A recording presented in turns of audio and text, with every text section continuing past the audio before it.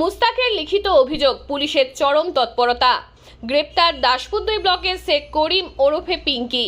মূলত তোলাবাজির অভিযোগে শুক্রবার গভীর রাতে দাসপুরের তৃণমূল ঘনিষ্ঠ এই পিঙ্কি গ্রেপ্তার। তবে পিঙ্কির পাল্টা রাজনৈতিক ষড়যন্ত্রের দাবি অভিযোগ করেছেন দাসপুর 2 ব্লকেরই বাসিন্দা শেখ মুস্তাক। এই পিঙ্কি মুস্তাকের থেকে 1 লক্ষ টাকা তোলা চেয়েছিলেন। অন্যদিকে মুস্তাক আরও জানান, এই পিঙ্কি এলাকার মাটি বালি চুরির সাথে যুক্ত। অন্যদিকে তিনি নাকি পুকুরের মাছও চুরি করেছেন। একে একে আরও অভিযোগ দায়ের হবে। তৃণমূল সরকারের পতনের পর ওই এলাকার মানুষ এই পিঙ্কির বিরুদ্ধে মুখ খুলতে পারছেন। তৎকালীন শাসক দল তৃণমূলের ছত্রছায়ায় এই পিঙ্কির বারবারন্ত।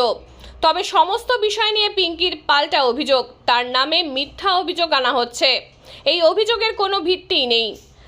ওই সময় তিনি ওই স্থানে ছিলেনই না, বরং ওই মুস্তাকি নাকি নানাভাবে অসামাজিক কাজের সাথে যুক্ত। অভিযোগ পাল্টা অভিযোগ। কি বলছেন পিঙ্কি, অন্যদিকে মুস্তাকি বা কি বলছেন, সরাসরি দেখুন।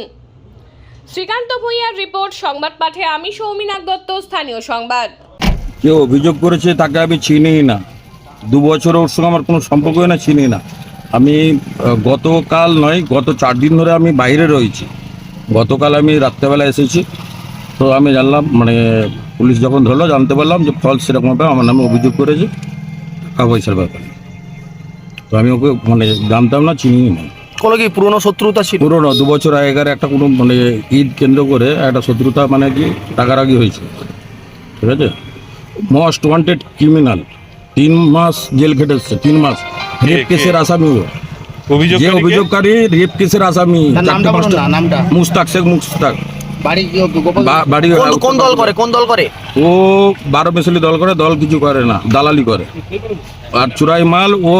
ওর এতে কয়েকবার ছাপা পড়েছে। ওই হাড়ির দোকানে 2 নম্বরই ব্যবসা করে, দেহ ব্যবসা করে, মেয়ে ব্যবসা করে, উপরে ওই মসজিদের অপোজিটের উপরে।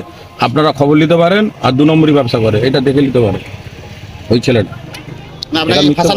আমাকে ফাঁসানো হচ্ছে। আমি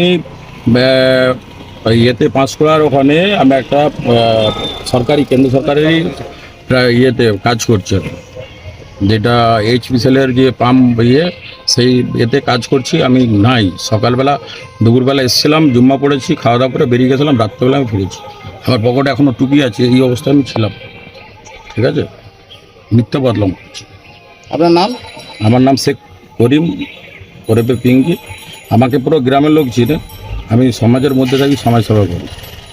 দলে যে কোনো একটা দলে আছি, কিন্তু সমাজসেবা করি। দূর দূরান্ত আমার নাম শুনলে বুঝতে পারবে, বললে বুঝতে পারবে। খুব ফালতু অভিযোগ করেছে। মানে আপনি অভিযোগ করলেন কেন, কি ঘটনা ঘটেছিল? স্যার, ঘটনা বলতে আমি সেদিনে চাঁইপাটে আমার একটা কাজ ছিল, কাজ মিটিয়ে আসছিলাম ওই ইন্ডিয়ান অয়েল পাম্পের কাছে। তো হঠাৎ আমার পথ আটকাই পিঙ্কি। আমাকে বললো 1 লক্ষ টাকা দাও। আমি বললাম টাকা আমি দেবো না। জুলুমবাজি করলো, আমাকে টানাইচেরা করলো, মারধর করলো, না টাকা দিতেই হবে। টাকা দেবো না বলতে আমাকে ফেলে লাটপাট করে মারলো।